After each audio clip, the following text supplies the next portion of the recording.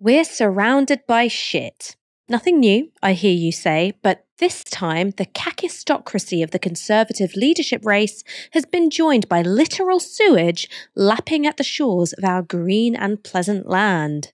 Joining me to discuss the overwhelming stink of politics and our beaches, it's the radiant, the fragrant Moya Lothian-McLean. Thank you so much for joining me. Hey, I'm very excited to wade through the muck with you tonight. Before we went live, I was just complimenting Moya on how great her skin looks, and then Fox had to shut us up because we were comparing skincare regimens. But we will not be silenced. As ever, you can tweet your thoughts using the hashtag TiskiSour or post your comments in the YouTube chat and on Twitch. What do you think about the prospect of a Liz Truss government? So, Liz Truss is almost guaranteed to be our next Prime Minister. A recent poll has put her 32 points ahead of Rishi Sunak, whose star seems all but extinguished. But why is Truss doing so well? 4 words. Tories love tax cuts. It's a move that will benefit the poorest by roughly 79 pence per month, while putting hundreds of pounds into the pockets of the very richest. And you can see why that might work well with the Conservative base, but with public services in freefall and a recession on the cards, it hardly looks like a promising strategy for winning a general election. It's like the leadership race is taking place on another planet. And even some Tories seem completely mystified by her rise. In The Times, former Tory MP Matthew Parris wrote this. In Times columns, I've offered my first impressions of this candidate. They were that she was intellectually shallow, her convictions wafer thin, that she was driven by ambition pure and simple, that her manner was wooden and her ability to communicate convincingly to an electorate wider than the narrow band of Tory activists was virtually non-existent, that she was dangerously impulsive and headstrong, with a self-belief unattended by precaution, and that her leadership of the Conservative Party and our country would be a tragedy for both. There's nothing there, I wrote last December. Nothing beyond a leaping self-confidence that's almost endearing in its wide-eyed disregard for the forces of political gravity. I likened any decision to follow Johnson with Truss to the doner kebab, which, after a night on the tiles, momentarily seems like a good idea, until you open the bread pouch. If these, my first impressions, were expressed extravagantly, they nevertheless reflected a judgment expressed more soberly by most political commentators, and I suggest felt by the majority of her fellow Tory MPs, for whom Sunak was plainly the preferred candidate. There was incredulity as to how she had got to where she was. After entertaining whether the journalists and politicians reassessing their estimation of Truss, considering that she might actually be a steely strategist or a masterful communicator after all, Parris chooses to stick with his initial judgment.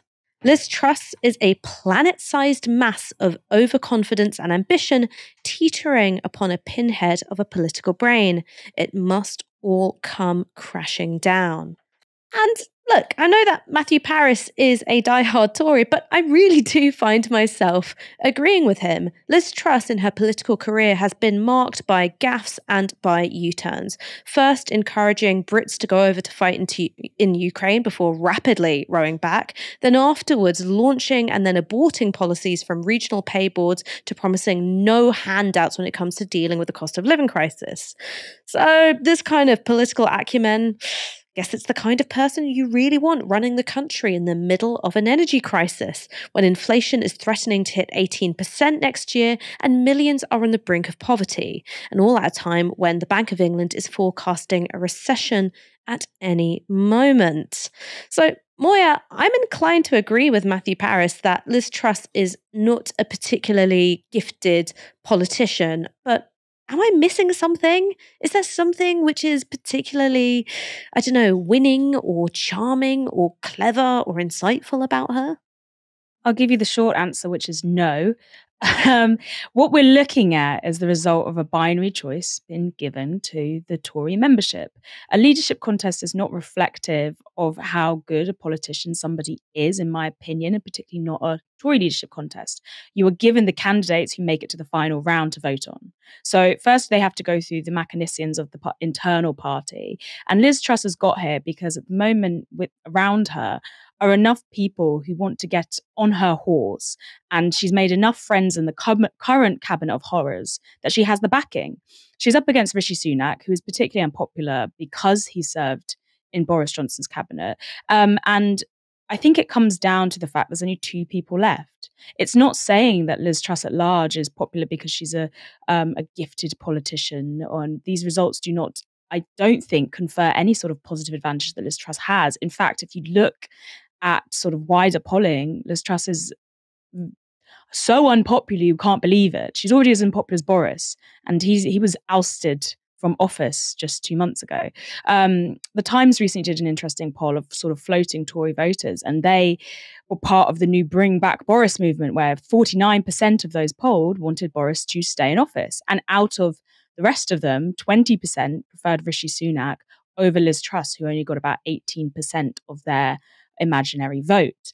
And when you look at comparisons between Rishi Sunak and Liz Truss, particularly, there's really not that much difference between them. She becomes more popular because people think that for some reason she's more honest and trustworthy out of the choice they are given, better in the economy. One poll for The Observer did have 2% people in the top 5 reasons of why they were voting for Liz Truss saying that she is white/British/English, which is a very telling answer. But I will say it again, it is because there are two candidates to choose from, and Tory voters are picking out of that binary choice. Liz Truss at large is not popular, she's not talented, and I think any cabinet or administration that she governs will come crashing down very quickly. I mean, I just don't think she's that bright, which is, I think, a bare minimum requirement for being Prime Minister. But, of course, no Prime Minister governs alone. She'll need a cabinet. So perhaps her plan is to assemble a team of bright sparks and superstars to help her turn the ship around. Well, no.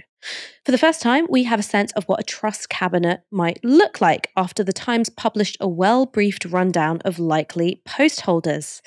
And it's not pretty, buckle up. First up, Kwasi Kwarteng, who is pipped for the second biggest job in town, Chancellor of the Exchequer. Like Truss, the former business secretary is a free market Tory, and like Truss, who was recorded saying that British workers needed more graft, Kwarteng also believes we're all bone idle. Kwarteng, I'm hosting this right now, come on. Along with Truss and fellow right-wingers Priti Patel and Dominic Raab, Kwarteng co-authored the dystopian Britannia Unchained pamphlet in 2012. It's basically a user manual for maximum value extraction from Britain's workers, who they also describe as among the worst idlers in the world and who prefer a lie-in to hard work. Suella Braverman is apparently a done deal for Home Secretary, which is a pretty frightening thought. After she was made Attorney General in 2020, human rights groups as well as her barrister colleagues were alarmed. In 2019, she described the Conservatives as engaged in a battle against cultural Marxism. And when the anti-Semitic nature of the term was pointed out to her, she refused to retract it. She also voted against gay marriage, against a right to remain for EU citizens resident in the UK after Brexit, and for any number of reductions to welfare spending. Her bid to be Tory leader was pretty short-lived, but in her brief stint in the spotlight, she promised to expand the Rwanda scheme, exit the European Court of Human Rights, stigmatise trans people, and generally wage a war on wokeness. Then we've got James Cleverly, who appears to be Truss's pick for Foreign Secretary, and his success is as much of a mystery as Truss's. He started out as a member of the London Assembly, where he called for the minimum wage to be scrapped, and one of the first things he did after becoming an MP in 2015 was to vote against a Labour motion to force landlords to provide accommodation fit for human habitation, only for it to turn out that he was a landlord all along. Since becoming an MP in 2015, he's had one junior ministerial role in the Foreign Office, tasked with the North Africa and Middle East brief. He was also co-chair of the Tory party in its peak Russian money years, perhaps giving him and Putin something to chat about. He's been education secretary in the defunct government that followed Johnson's resignation. Hardly a challenging role since they're doing absolutely nothing. And then we've got Jacob Rees-Mogg, who is likely to be Truss's pick for levelling up and housing secretary. Yeah, you heard that right. The multi-millionaire, Eton-educated, Victorian tough cosplayer is going to be in charge of developing economic prosperity for the regions outside of London and the southeast. Mogg, who was formerly an investment banker and has a fortune of between 55 and 150 million pounds, has never been shy about expressing his views about working people. He supports 0-hours contracts and likes food banks, describing them as rather uplifting. And he previously criticised victims of the Grenfell Tower disaster for lacking common sense. Other potential picks are Therese Coffey for Chief Whip, Kemi Badenoch for Culture or Education Secretary, and Sajid Javid for Northern Ireland. Moya, what do you make of this cabinet of horrors?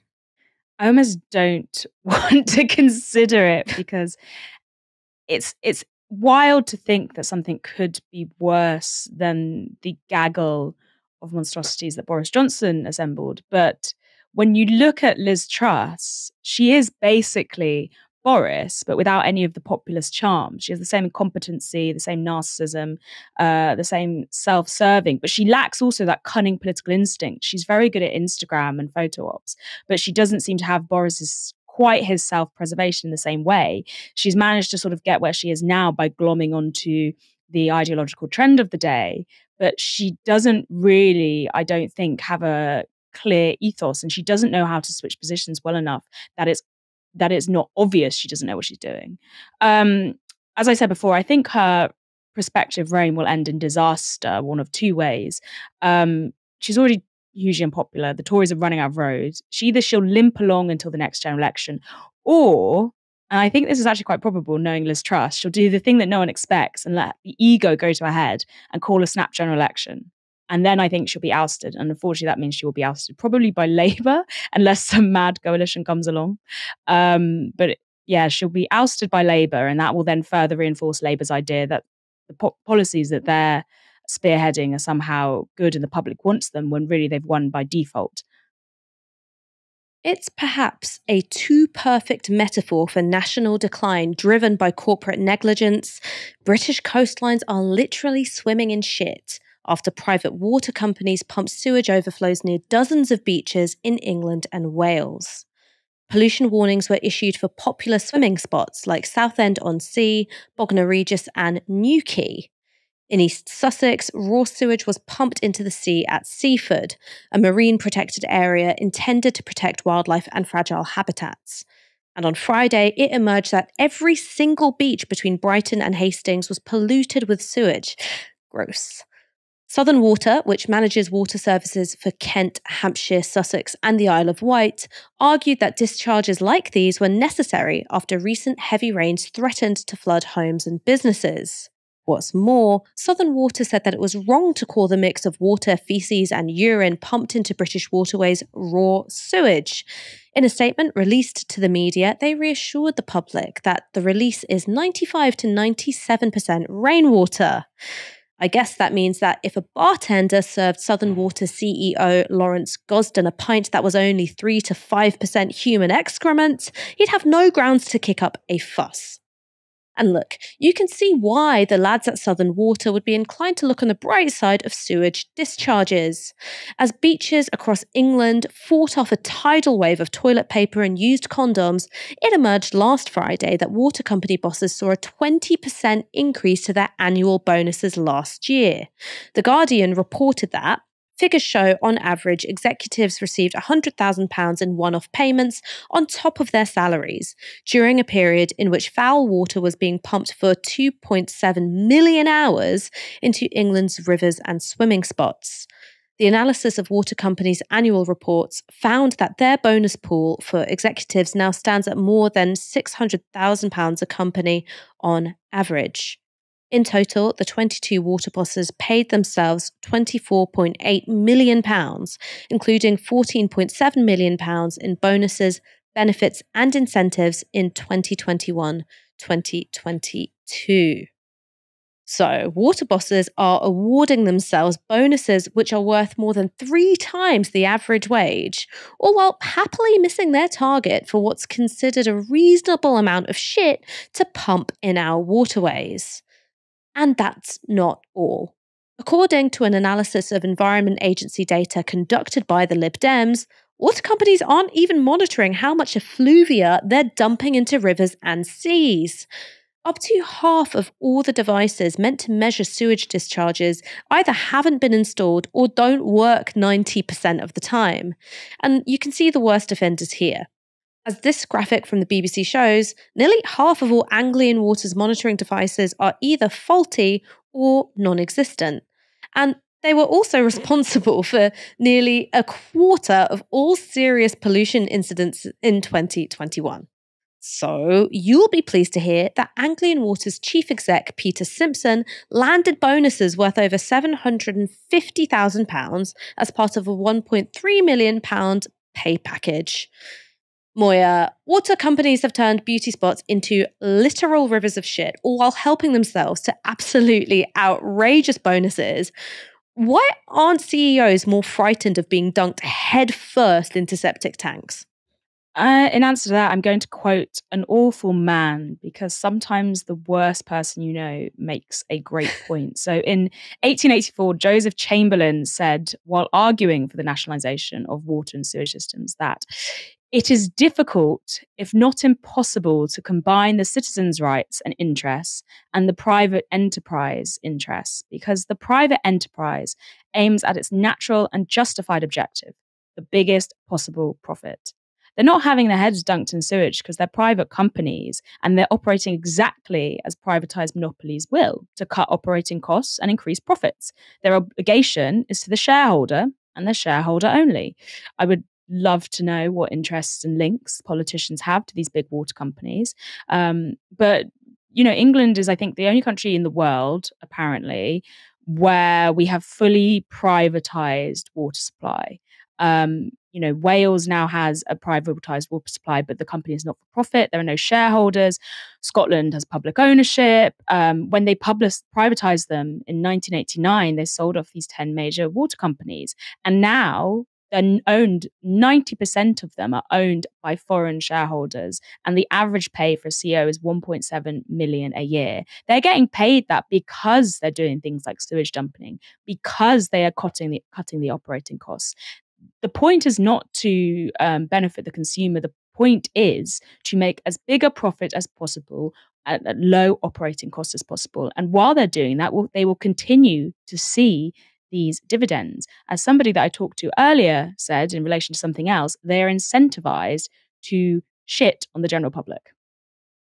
Yeah, I think that's about right. But look, shit on the beaches isn't exactly politically popular, and the combination of sewage stench and public outcry has prompted a chorus of concerned noises from Tory MPs in affected constituencies. Here's what Sally Ann Hart, MP for Hastings, said on Twitter. I am appalled by the latest sewage discharges into bathing waters in the local area, and Southern Water must be held to account for this threat to both public health and marine life. Today, in conjunction with my MP colleagues across Sussex, we have written to the responsible bodies calling for a meeting in Parliament and demanding that our waterways and coast are respected and protected. Wouldn't be this Sally Ann Hart by any chance.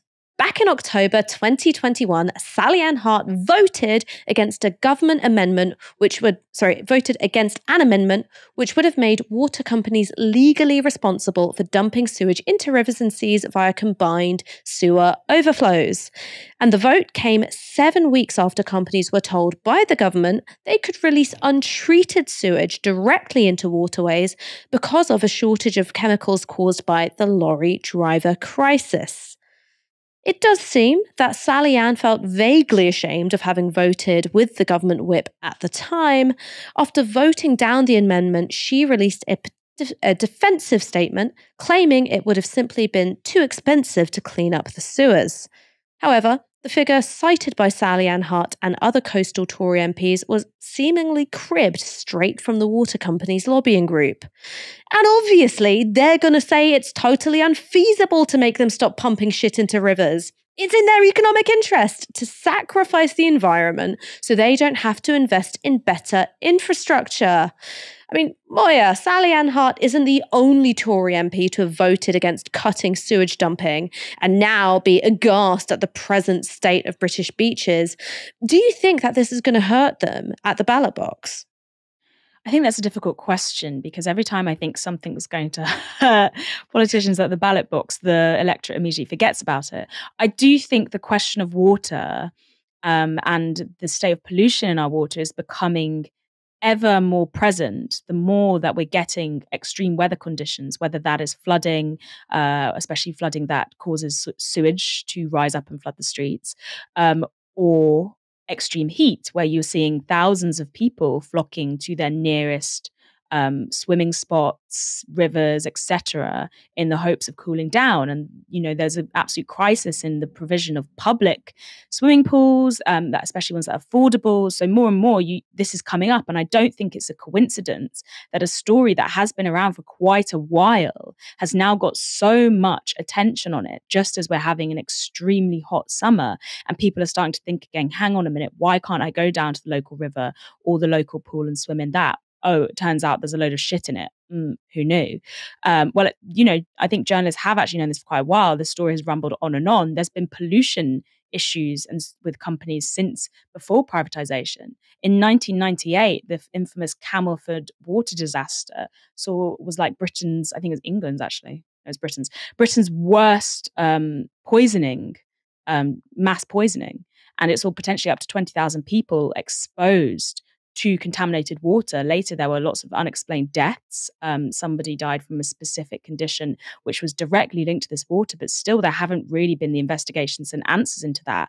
And they think that wasn't investigated properly because at the time they were trying to push through the privatisation of water companies. And if it had come to light that this water company had completely messed up, and then they would not have pushed that through and been able to push that through in the same way because of the political taint that would have been attached to it. So in terms of the ballot box, it depends how much A, the media, and B, opponents hammer this home. But I do think people are thinking more about it. I'm certainly at home going, why is water in such a state? Why is it so disgusting? Why have we let this happen for so long without getting angry about it? But as with anything, momentum has to be maintained.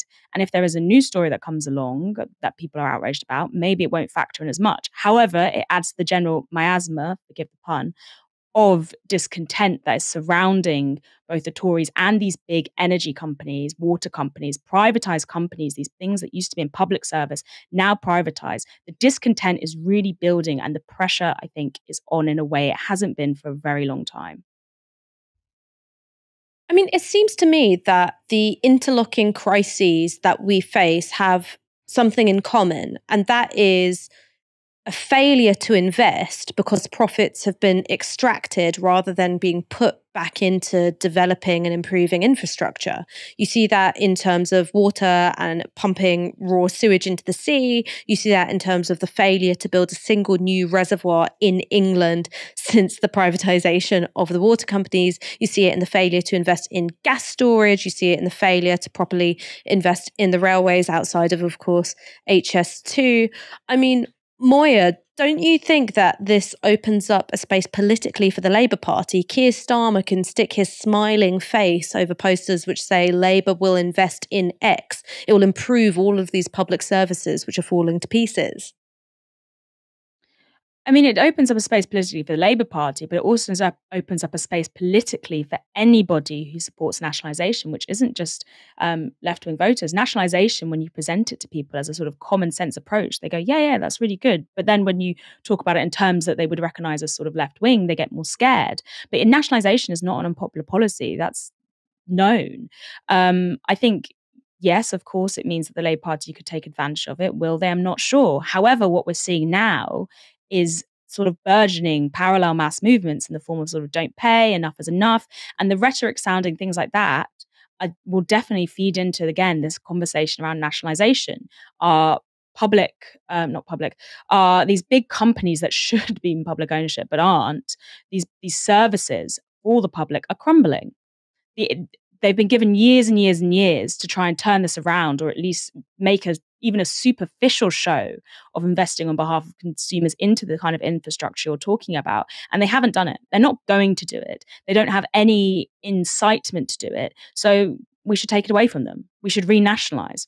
That's the answer. Instead, with the Tory government, especially, what you've got is them doing sort of, nationalisation of the railways, but really, again, just franchising these out in private contracts that are overseen by sort of a national body. It makes absolutely no sense. It's one of those classic, we desperately still want to keep into this theory, this ideology, this neoliberal, no, private does work, I swear. Well, it hasn't worked. It's not going to work. So if the Labour Party don't make the argument for nationalisation when there is such an opportunity and appetite, someone else will.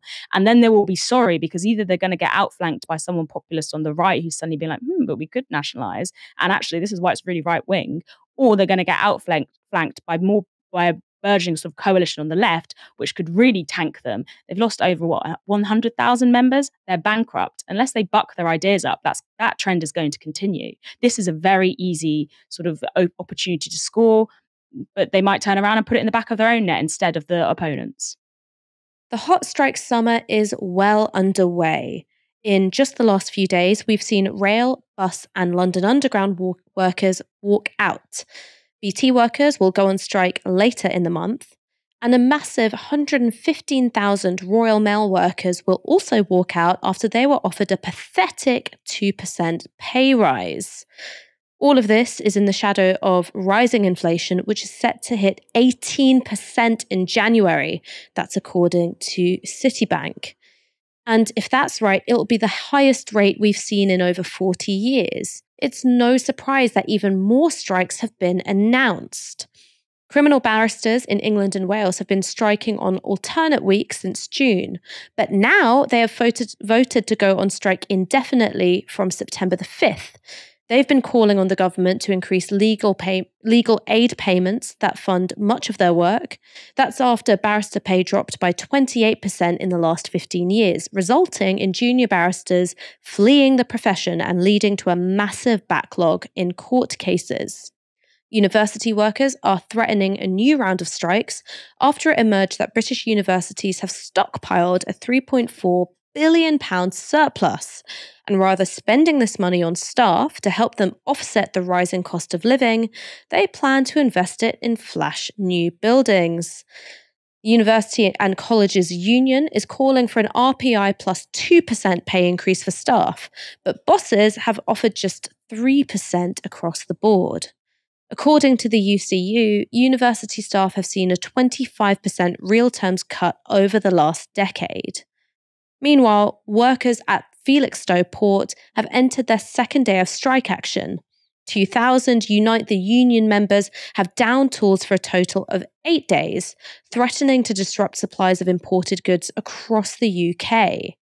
Felixstowe, just for a bit of context, deals with 48% of all UK container shipments, and the strike could cost the economy $800 million. Yet the port's owner, Felixstowe Dock and Railway Company, has refused to negotiate. This is despite parent company CK Hutchinson Holdings Limited making £2 billion in profit in the first 6 months of this year.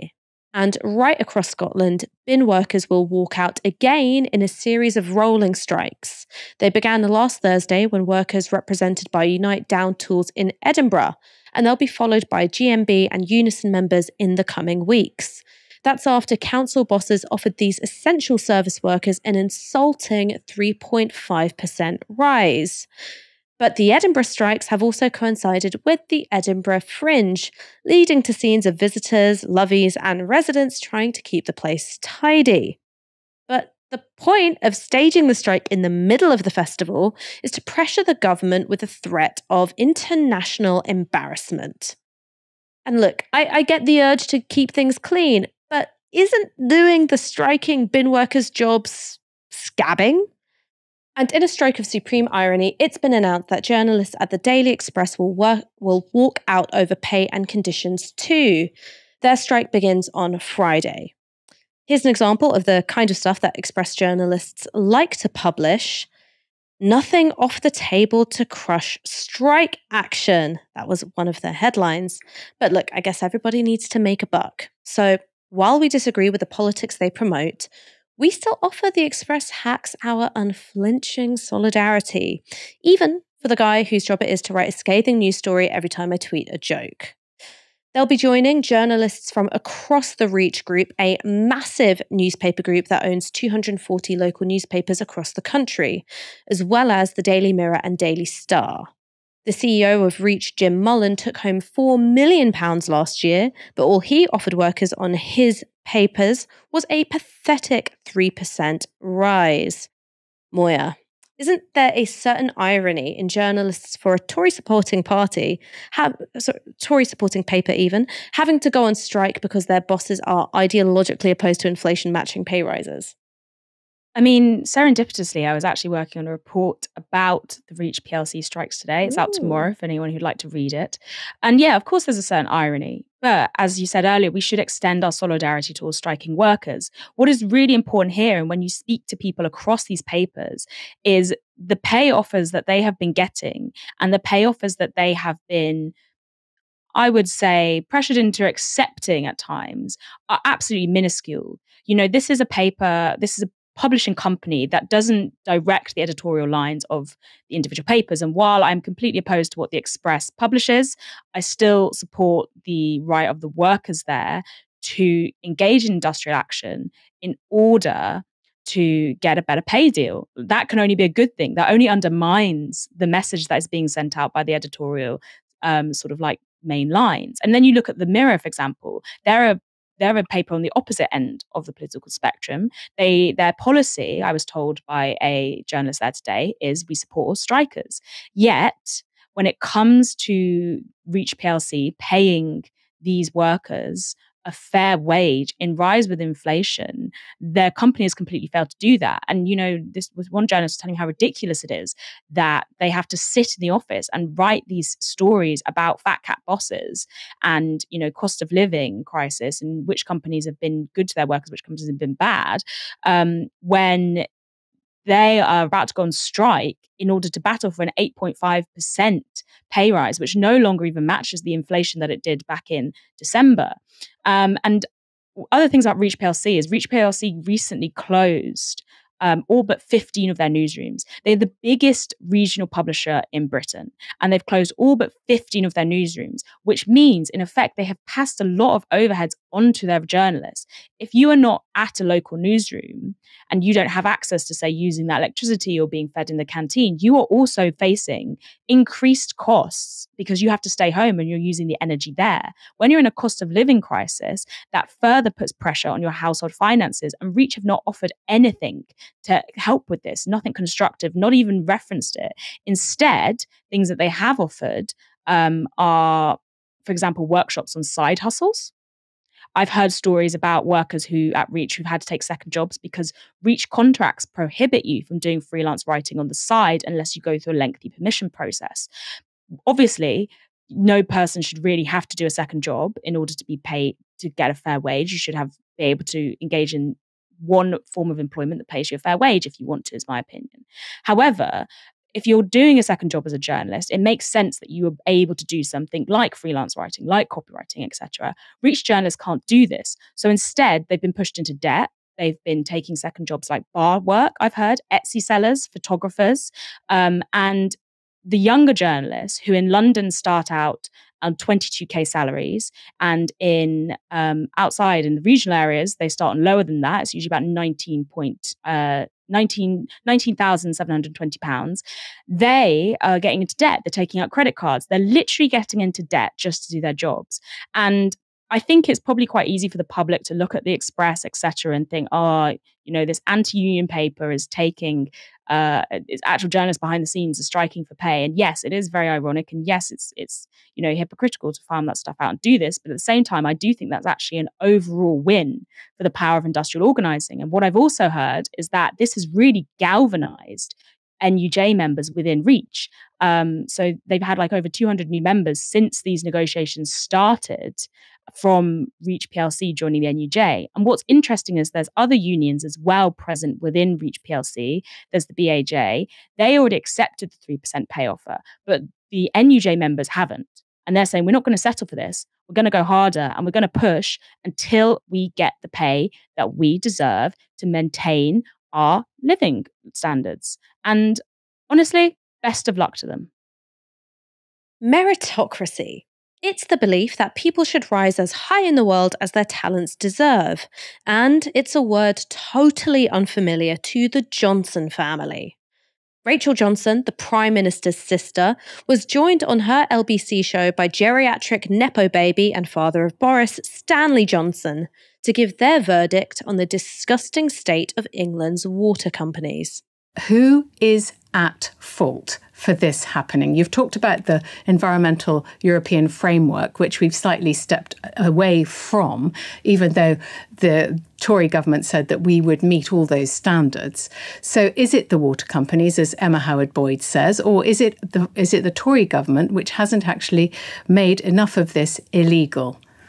I would say we have to blame the government for not pressing this matter as hard as he should have done. And of course, absent the EU push as well, you can understand how the government has felt able to, to not push this thing as it should have pushed.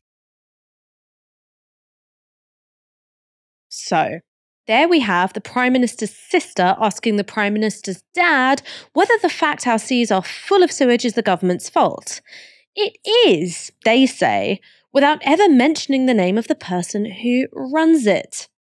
And look, I'm sure Rachel and Stanley feel certain they've pulled themselves up by their proverbial bootstraps, but it's hard to imagine that they would have had a fraction of the prominence and access to platform that they enjoy now were it not for their dear relatives' ascent up the political greasy pole.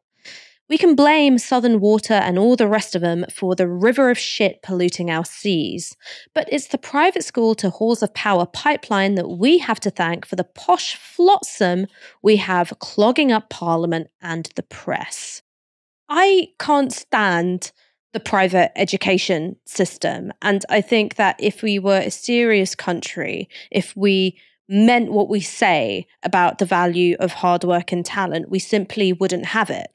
And I don't think that private schools produce an elite class of intellects who are more deserving of prominence or of being trusted with power. And you only have to listen to Rachel Johnson, Stanley Johnson, and indeed Boris Johnson for that to be proved time and again. I mean, you listen to Stanley Johnson talk, and he is a terrible speaker. And I'm not saying, oh, it's, stumbling over words or these things which are just really human things to do. He's saying nothing of value. It's just like there are all these pound coins falling out of his mouth. It's like, and nothing makes sense. There is no quality information which is actually being divulged. And I come away from it feeling stupider than I was before I watched him be interviewed on LBC. And that for me is the problem with private schools, is that they exist purely to catapult the undeserving to positions that they would never have attained if they were being judged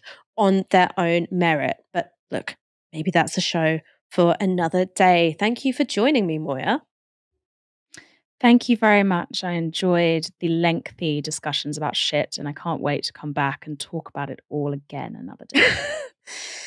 Look, I told you, it's a great metaphor for where we are as a country. And of course, if you want to support quality metaphors, go to novaramedia.com/support and become one of our monthly supporters. Every single penny helps us grow and cover the news with the kinds of analysis that you just won't get anywhere else. Thanks to all of you for tuning into our show this evening. I've been Ash Sarkar, covering for Michael Walker. You've been watching Tisky Sour on Novara Media. Good night.